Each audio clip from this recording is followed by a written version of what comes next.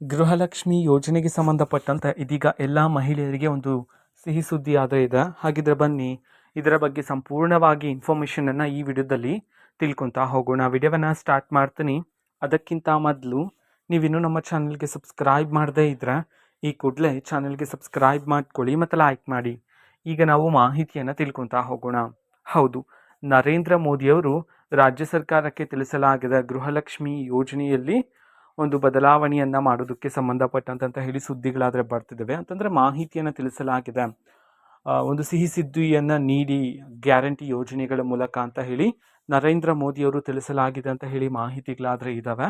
So ಆ ಕಾರಣದಿಂದಾಗಿ ಇದೀಗ ಗೃಹಲಕ್ಷ್ಮಿ ಯೋಜನೆಯ ಹಣವನ್ನು ಪಡಿತಕ್ಕಂತಹ ಮಹಿಳೆಯರಿಗೆ ಈಗ ಪ್ರತಿ ತಿಂಗಳು 2,000 ರೂಪಾಯಿ ಹಣವನ್ನು ಬಿಡುಗಡೆ ಮಾಡ್ತಿದ್ರಲ್ವಾ.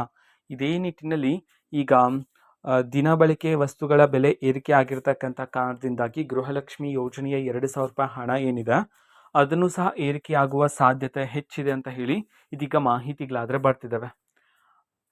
ಅಟ್ ಪ್ರೆಸೆಂಟ್ ಇಷ್ಟು ಮಾಹಿತಿ ಮಾತ್ರನೇ ಇರ್ತಕ್ಕಂಥದ್ದು. ಸೊ ನೋಡೋಣ ಮುಂದಿನ ದಿನಗಳಲ್ಲಿ ರಾಜ್ಯ ಸರ್ಕಾರದ ಕಡೆಯಿಂದ ಯಾವ ರೀತಿ ತೀರ್ಮಾನವನ್ನು ತಗೊಳ್ಳಲಾಗುತ್ತೆ ಅಂತ ಹೇಳಿ.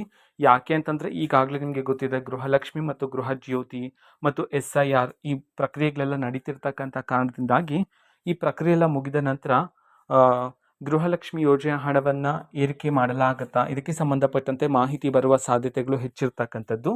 ಹಾಗಾಗಿ ವೆಯ್ಟ್ ಮಾಡೋಣ. ಮುಂದಿನ ದಿನದಲ್ಲಿ ಯಾವುದಾದ್ರೂ ಮಾಹಿತಿ ಬಂದ ನಂತರ ಅತಿ ಶೀಘ್ರದಲ್ಲಿ ಆದಷ್ಟು ಬೇಗ ನಾನು ನಿಮಗೆ ಮಾಹಿತಿಯನ್ನು ತಿಳಿಸ್ಕೊಡ್ತೀನಿ. ಅದಕ್ಕೋಸ್ಕರ ಚಾನಲ್ಗೆ ಸಬ್ಸ್ಕ್ರೈಬ್ ಮಾಡ್ಕೊಳ್ಳಿ ಮತ್ತು ಇನ್ಫಾರ್ಮೇಷನ್ ಇಷ್ಟ ಆಗಿದ್ರೆ ನಿಮ್ಮ ಫ್ರೆಂಡ್ಸ್ ಆ್ಯಂಡ್ ಫ್ಯಾಮಿಲಿ ಮೆಂಬರ್ಸ್ಗೂ ಸಹ ವಿಡಿಯೋನ ಶೇರ್ ಮಾಡಿ.